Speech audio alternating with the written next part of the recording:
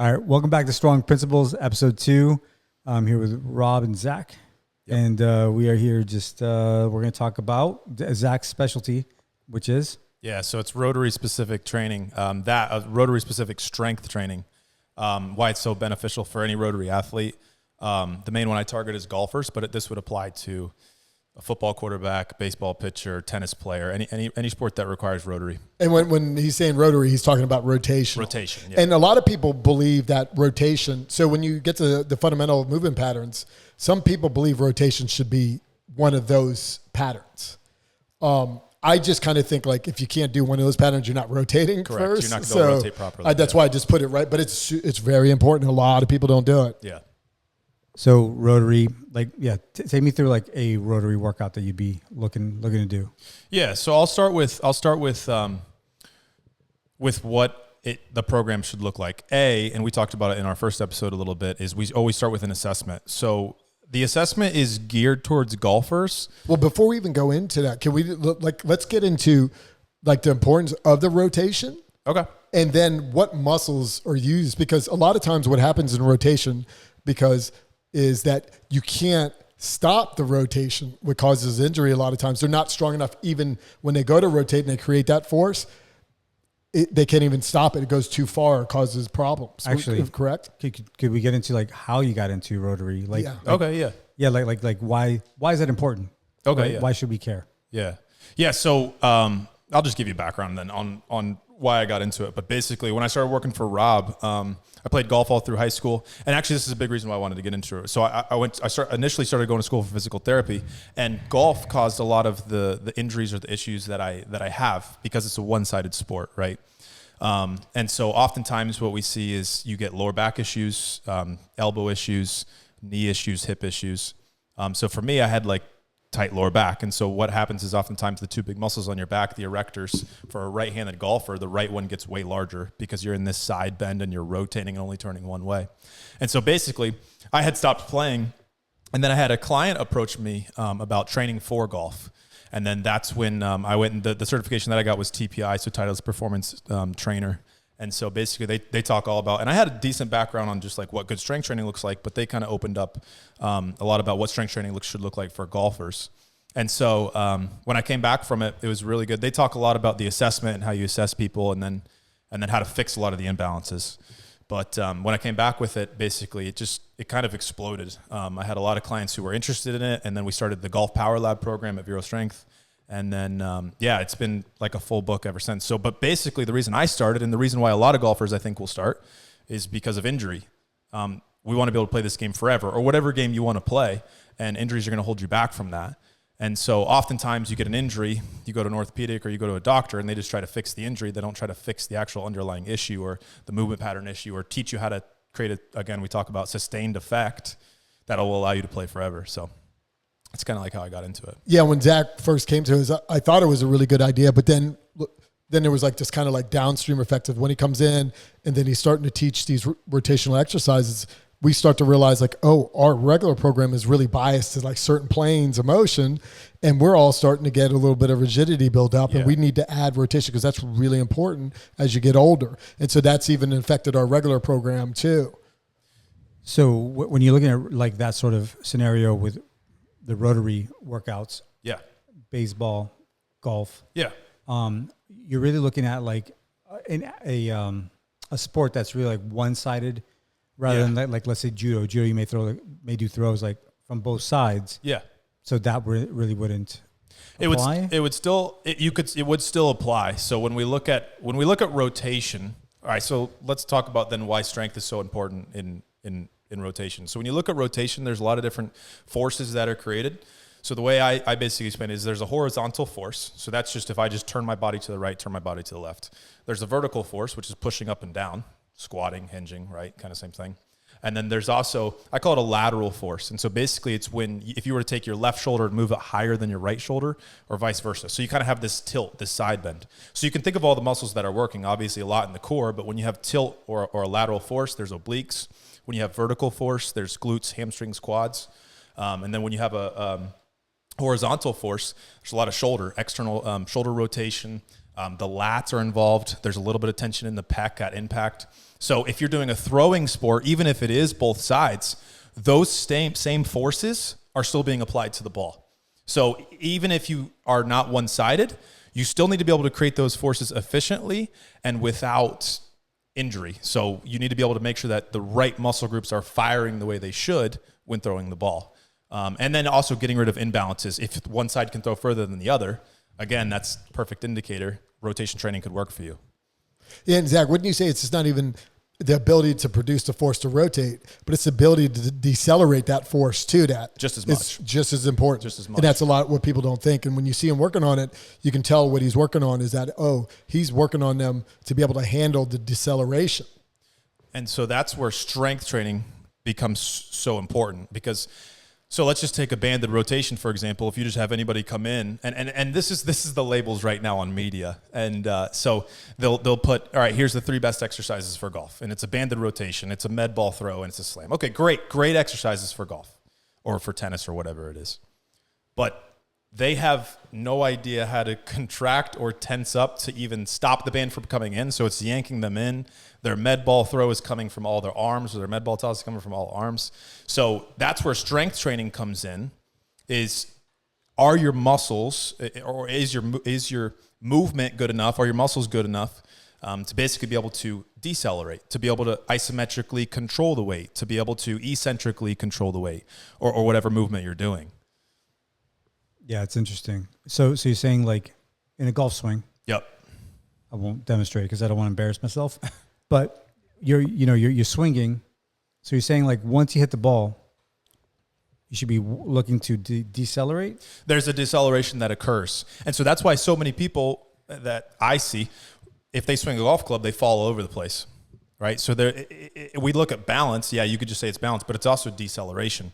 Are you able to control your muscle groups and enough to be able to decelerate the golf club to be able to finish your stance? Yeah, because it would, like, it looks at like, hey, they're really flexible, but they're able to handle that flexibility. So they got the strength in it to decelerate it. The mobility. You're not trying to cut the swing or the power short. Yeah.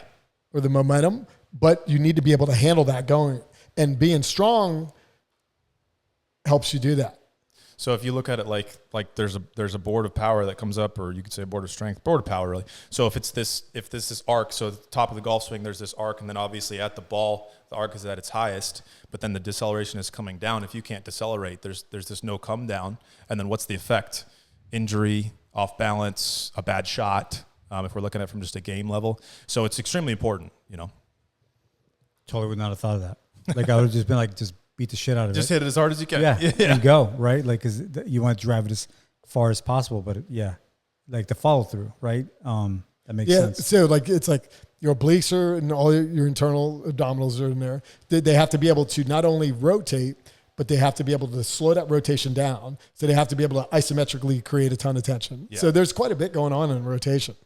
So what kind of injuries do you see most? Or maybe not injuries, but deficiencies? Deficiencies, yeah, issues. A lot of lower back and a lot of shoulder. And this is in all sport. And because in life we just sit, a lot of sitting, a lot of on our phone. So the shoulders tend to round forward. The lower back tends to tilt underneath. And so then you go to just jump right into your sport, whatever it may be, if it's a rotational sport, and you try to make a proper turn. Well, now you're set in this really bad position, and you're trying to force your muscles into the other position, your ligaments into the other position, and then we see issues with shoulders and hips and lower back mainly. I got a question. So, Zach, when you're working with them in a golf and you see that they have a major imbalance from side to side because, so much rotation going one way, and you go to balance them out, does that affect the rotation? Yes. Now, in a positive way or in a negative, and what do you got to do to watch out for that? Yeah, so it can affect it negatively. And I think that's where a lot of media is not figured out yet. So a lot of these golf programs are coming out and they don't understand that if you overload somebody so actually just the other day I was looking at a program and they were talking about how a super heavy back squat or a super heavy deadlift is more beneficial for golf. Well, yes, because it's going to get you stronger. But also, do you realize the effects that a heavy deadlift will have on somebody who maybe has to play the next day or tomorrow? So I would look a lot at what your practice routine looks like, what your playing routine looks like for golf. And then I would build your workouts around that. And so whatever sport it is, you would build your workouts around that. Now, when it comes to the imbalances and training them specifically, so the 3 muscle groups that I look at first, and this is my philosophy on it, is the lats have to be strong, the upper back, the core has to be strong, and the glutes have to be strong. So when we assess those, if one glute fires harder than the other, if one lat is stronger than the other, or one shoulder can't externally rotate like the other, or the core is weak, there's an imbalance, and we have to fix that. If you fix those and just get both sides just as strong, no, you won't cause any issues. But if you were to throw somebody into like a compound lift or something where they're not unilaterally moving or doing any type of accessory work to balance out those sides, then yes, it would affect their game. The actual specific fixing of any imbalances that they have wouldn't. It would just improve. Okay, because then I'm so speaking on strength helps everything. Yes. Until it doesn't. Yeah. And so there's like a part where strength is going to help just about every sport, but then you go too far and then you create a rigidity, then it could cause. And that's yeah. But when we're getting back into the imbalances and even a lot of times, a lot of high level athletes, the imbalance is what makes them so good. Yes. Take a baseball pitcher for example. So you got to be careful about that probably, right? Exactly. So are you always like real keen to paying attention to? 100%. So when they first come in for me, when we do the assessment, I also ask for a video of either their pitch, their throw, their golf swing, or their tennis swing, because I want to see how their body moves. And so what you brought out, a pitcher is a perfect example. His right arm is always going to be able to, if he's a right-handed pitcher, always going to be able to externally rotate far more than his left arm. I can do all the work I want on getting that left arm further. It's just not going to reach there. But I wouldn't want to necessarily do so much strength work that you build this rigidity and the right arm now can't externally rotate as much as it should or reach back as far as it could in the back of the throw. Because you lose some speed. Because then you lose speed. Yep. And there's a lot of elasticity to the training too. So when it comes to any of those sports, though, again, the same forces are created. Can your tendons and ligaments handle those forces? Can you decelerate properly? Are you creating those forces correctly? So the assessment tells me all that, and then I can, if there's an imbalance, I have to fix them, but then we can actually start to train for the sport. Yeah, and what I'm assuming, and I've seen you do it, I'm not assuming, I already know, is that you see their speed swing, their speed of their swing, so you know what's going on with that. So I'm assuming the goal of all this is really, it isn't necessarily like make their game better, maybe it is, but it's more to be able to make their playing life longer. Yeah, and it will make their game better. Okay. 100%. So what we use, the assessment we use, let's just use golf, for example. So in golf, I know neither of you guys play, but in golf, there's something called a handicap, and that's not like your knee. That's how many strokes over par you would be. So let's say you have somebody who's like a 5 handicap. That would be a good player. So what we do is when I do an assessment, what TPI does is they give you a fitness handicap. And so once I take you through that assessment, it would tell me let's just say, for example, you're a 5 handicap, but your body's a 15 handicap. So if you're coming to me right now, I would tell you that the best golf you could ever play would be at a 15 because your body's holding you back. But if we train and get some of these indicators better, whether it be more explosiveness, whether it be more strength, whether it be more mobility or balance, all of a sudden that fitness handicap starts going down, and we see a direct correlation between that and your actual handicap coming down. So specifically for golf. So yes, it is for longevity. But also I think more so people see the benefits of it right away, right in the game. So it's like basically like, hey, your performance is being stifled, but we can release it once we do these things. Yeah, basically.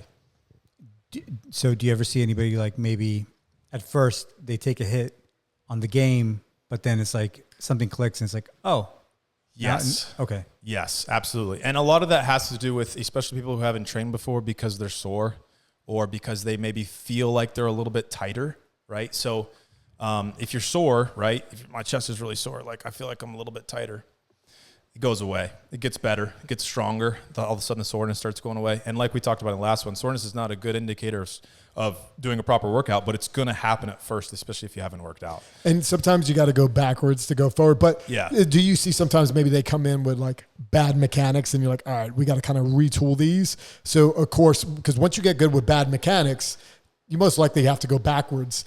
retool it to go forward. Exactly. So that's why oftentimes we see somebody play bad in the beginning.